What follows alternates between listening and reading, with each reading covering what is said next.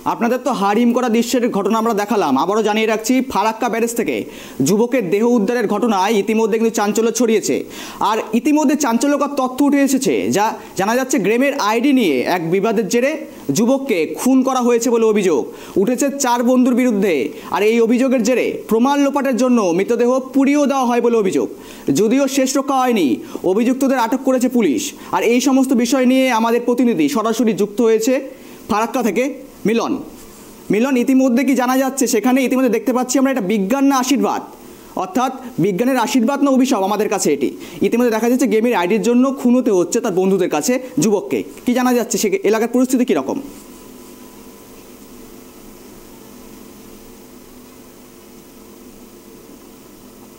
তারিখে একটি পাপাই বলে ছেলে নিখোঁজ হয়ে যায়। নিখোঁজ হওয়ার পর তার বাড়ির লোক 3 দিন খোঁজাখোঁজা করে। 11 তারিখে ফারাক্কা থানায় কমপ্লেন করা হয়, কিন্তু তারপরেই 2 দিন পরে তার ডেড বডি পাওয়া যায় ফারাক্কার ব্যারেজের নিশিন্দা ঘাটের কাটানোর ধারে। তাতে আঘাত চিহ্ন পাওয়া যায়, কিন্তু তারপরে পুলিশ প্রশাসন কিন্তু 4-5 জনকে ওর বন্ধু থেকে জিজ্ঞাসাবাদ করার পরে কিন্তু তাদেরকে পুলিশ আটক করে।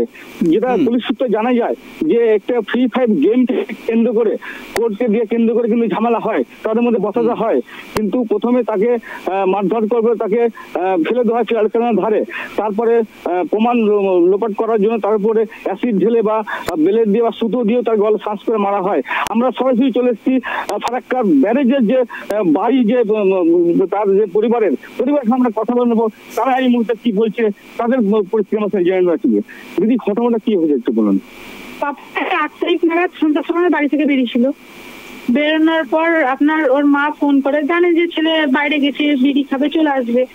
যখন আধা ঘন্টা 1 ঘন্টা হয় বাড়িতে আসে না, তখন ওর মা ফোন করে, ফোনে নট সুইচেবল বলার পর আবার 9টা নাগাদ ওর মা ফোন করে সুইচ অফ। তখন আমাদেরকে ফোন করে বলছে, জানিস পাপায়ের ফোনে সুইচ অফ। আমরাও সারা রাত্রি চেষ্টা করছি, আমরা জানি বন্ধু বান্ধব গেছে, সুইচ অফ, নিশ্চয়ই চলে আসবে। আসছে না। পরের দিন সকালবেলা আমরা যে যার যেখানে আত্মীয় স্বজন সবাইকে ফোন করি, সেগুলো না পেয়ে 11 তারিখ নাগাদ ওর মা মিসিং ডায়েরি করতে চায় ফারাক্কা থানায়। ফারাক্কা থানায় বললে ঠিক আছে, তদন্ত চলছে। বলার পর 16 তারিখ নাগাদ সরকারে খবর আছে যে গঙ্গাধর থেকে একটা লাশ পাওয়া গেছে, সেটা পাপাই আইডেন্টিফাই করার জন্য যায় পাপাই বডি আইডেন্টিফাই করছে।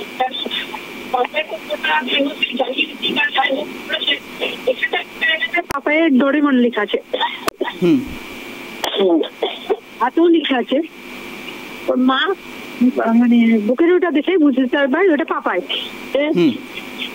আমরা যেহেতু বহরমপুরে থাকি, আমার ভাগনা আমাদেরকে ফোন করে 7:30 নাগাদ ওর মামার ফোনে, যে মামা তোমরা বহরমপুর থেকে বেরিয়ে আসো।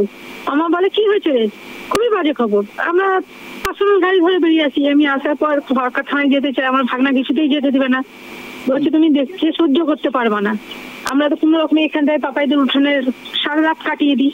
কাটানোর পর আপনার সকালবেলা যখন থানায় যাই, থানায় গিয়ে রিকোয়েস্ট করার পর, যখন মঙ্গলবার যাই, রিকোয়েস্ট করার পর যখন বডি দেখি, সে বডি মনে হচ্ছে যে ল্যাবে বা ডাক্তারে যারা পড়ে তাদেরকে যে ইয়েটা করে, সেই কঙ্কাল, শুধু কঙ্কালের হাড় দেখা যাচ্ছে ছেলে আমার, না মুখের কিছু বোঝা যাচ্ছে না কিছু বুঝতে পারলাম আপনারা।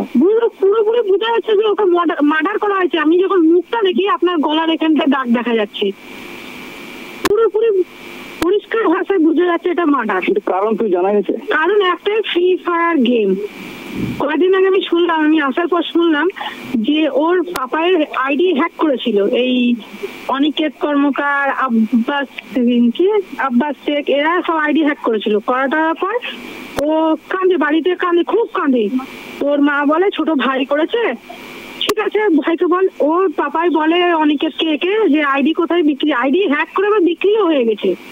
ওই আইডিটা নেওয়ার জন্য ও বলেছিল কোথায় বিক্রি করেছিস, কি করেছিস, আমাকে দিয়ে আমি কিনে নেবো। বললো ঠিকঠাক, সব ঝামেলা মিটে গেল, হ্যাঁ দাদা দিয়ে দেবো, আইডি এই করবো, সব বলে ঠিকঠাক হয়ে গেছে।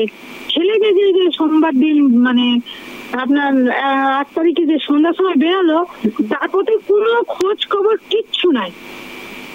তার ভেতরে ওর বন্ধুরা যারা আসামি এখন দাঁড়িয়েছে, তারা এসে ওদের বাড়িতে 2 বেলা খোঁজ নিয়ে গেছে, কোনো খোঁজ পাওয়া গেছে।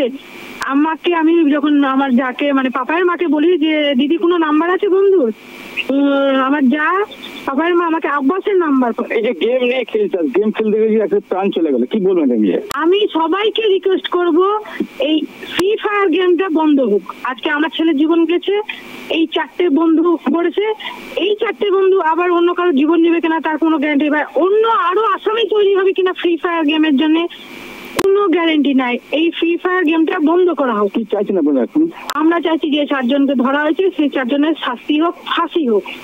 ওর বাড়ির লোক অনেক কিছু জানে, পরিবারের লোকজন ইতিমধ্যে শাস্তির দাবি জানিয়েছেন। পাশাপাশি মিলন সরকার, তোমাকে অসংখ্য ধন্যবাদ।